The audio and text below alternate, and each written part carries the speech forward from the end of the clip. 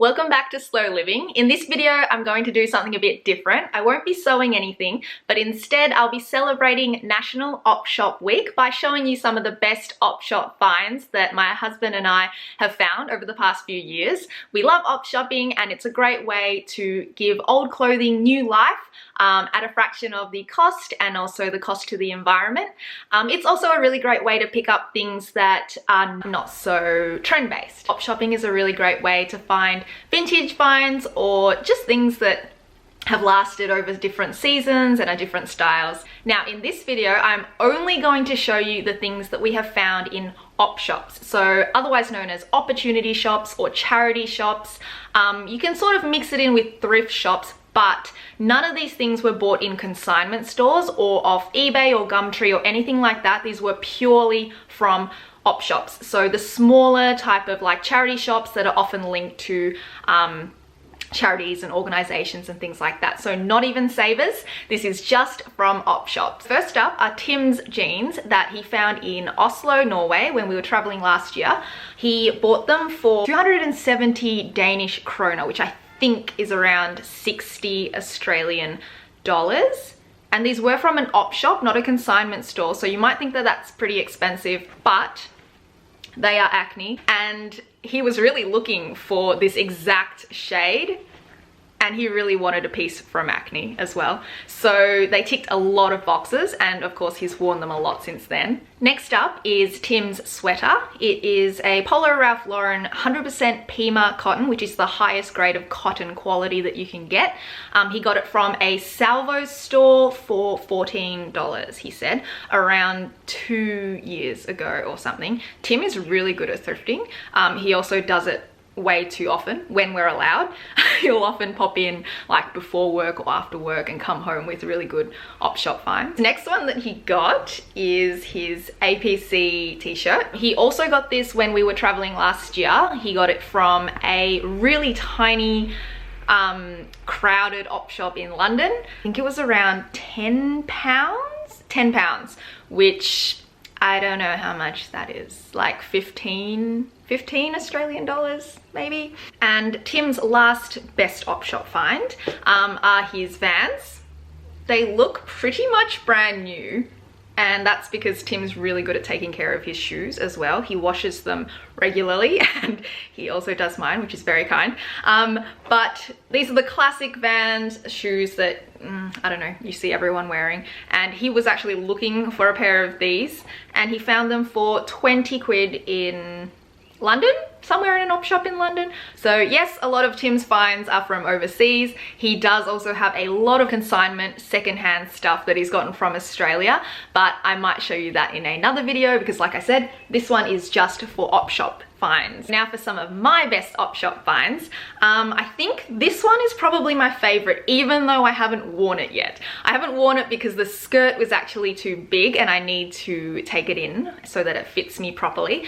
But it's this amazing vintage looking, but I'm not sure if it actually is vintage or not, set from APC. So it includes this blouse and also comes with a little matching skirt. I bought it as a set from Salvo's Baldwin for $18 and it is genuine APC and it was perfect condition. So I don't know if it's true vintage or somebody just bought it and it didn't fit them after a while or they decided they didn't like it. But anyway, their loss was my gain. Can't wait to wear that in summer coming up. Next up I have this piece which isn't something that I would buy full price from the stores because it isn't traditionally my style, and it's because it's colorful and that's just not what I usually buy. So this top I bought for €5 in from a random op shop in Paris last year. It is actually by a French brand, Sandro, which you can now find in Australia I think. But anyway, this was €5, which is about $7 or $10 again, depending on the exchange rate. And it adds a really nice pop of color. And that is the amazing thing about op shopping, is that you can sort of buy something that you wouldn't normally buy that isn't like traditionally your style, like not fast fashion basically, and test out a trend or test out a look that you've been wanting to try out without harming sort of the environment or people.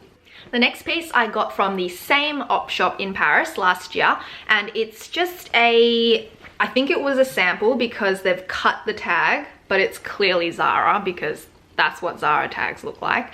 And because I don't shop at Zara anymore, it's always nice to sort of find Zara things in op shops, even though that's not sustainable either, but that's a tangent for another day.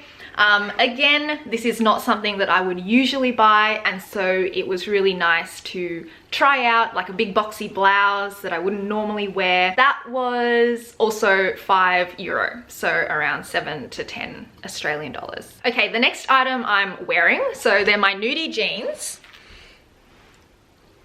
which are actually too big for me now because I got them when I was in Europe. So I swear this is the last item that I got from Europe. All the rest are from Melbourne. But these were £20 from an op shop in London. So around 30 to 40 Australian dollars. I don't know, just to double it and a bit less. That's what I'm gonna go with. And they're basically in perfect condition. I think the only reason why someone might have given them away is because the front fly, you can sort of see that metal bit there, which I assume is why they didn't want them anymore. When I put on a bit of weight again, they will fit me really nicely. Or with a belt, they fit me really well. So they're really nice, rigid, really good quality denim black staple jean. Okay, I'm not really an accessories person. I'm the kind of person that carries my wallet and my phone everywhere, and I don't have a handbag.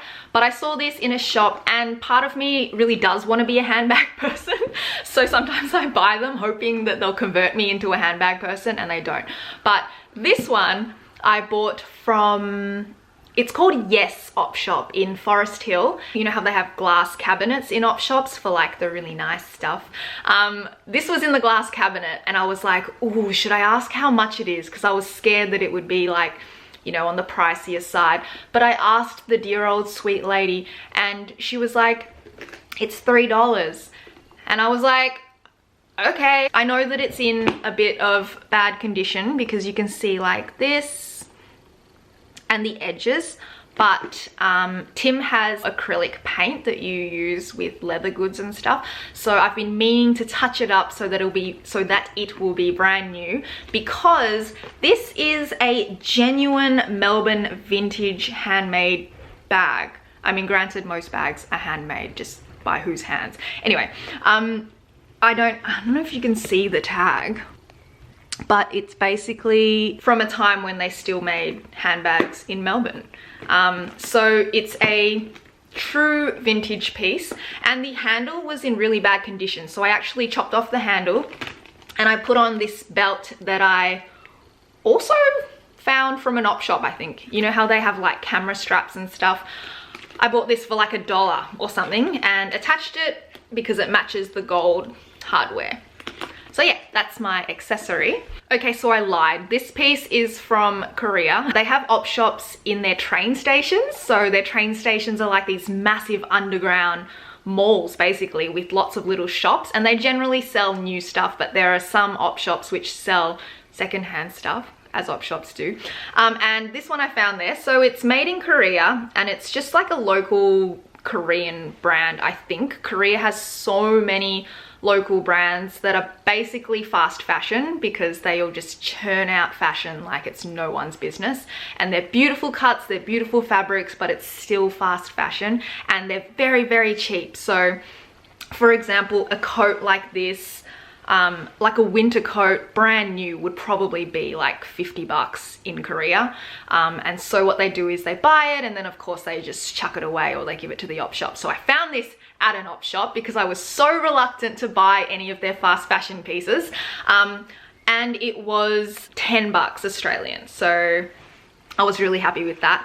Okay, this next top I got from the Salvo store in Abbotsford. It was like either $8 or $12, something like that. But it's a seed heritage top, size medium, not normally my size, and it's got a hole in it. It actually already had the hole in it when I bought it, but I bought it because it's a tiny hole and because it's 100% merino. So I knew that I would wear this top so much, and I have. I brought it to Europe with me. I've worn it all through this winter, along with one of my other tops that is like falling apart, but I'll show you that another day. Next, I have this Seed Teen top. So it's actually a child's size 12.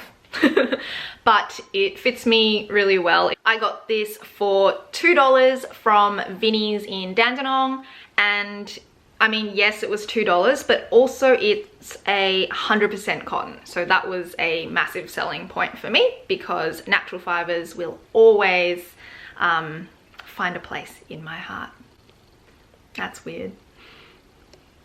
These are a little gross because I have worn them so much. I don't actually remember when I got these Nike leggings. I think it's like either 2 or 3 years ago, and I've worn them over 100 times or something, and they're pretty much close to the end of their life. But I got these from a Sacred Heart op shop in Malvern. I think they were $6 or $8, something like that. They were pretty much brand new when I picked them up, so I've gotten so much wear out of them, and I don't know why anyone would have given them away. That's what I think with everything in op shops. But anyway, these Supergas I picked up in Vinnie's in Sydney, and I don't remember what suburb. Somewhere near Newtown, where most of the best op shops are, I think. I don't know. I don't know anything about Sydney. I think they were $15, and they were brand new in a box. And there were several pairs of them. So it was pretty obvious that a shoe store had obviously donated some of their shoes that wouldn't sell to the local Vinnies, and so I picked them up there, brand new. And the last item is something that my beloved brother gave to me, essentially. Well, I sort of made him give it to me because I got him onto op shopping, and then he basically became obsessed with op shopping, and he started op shopping. That's a lot of op shopping. He started op shopping like basically every lunch break, because he works so really close to a really good op shop, and he picked up this crumpler bag. I think it was something like $5 or $10, and this is one of their like top of the range bags. I think full price it'd probably be like $200 or something like that. He got it for $5 or $10, and I took it with me all through Europe. And that's it. I hope that you really enjoyed this video. Hopefully you can tell that Tim and I really love op shopping and thrifting. If you're interested, we could do another video which shows some of our secondhand purchases, things from eBay, Gumtree, Campbell Market, or consignment stores as well. We put that in a completely different category to op shops. I hope that you feel inspired to go and check out your local op shop when you can, and to shop secondhand when you can. Until next time, see ya.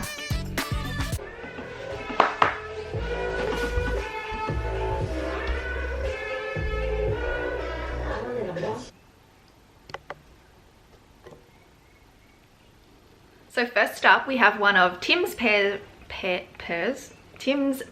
of jeans. So there you go. They were but I bought it anyway because it's a, oh, come on. That's my face. Just like focus. There we go.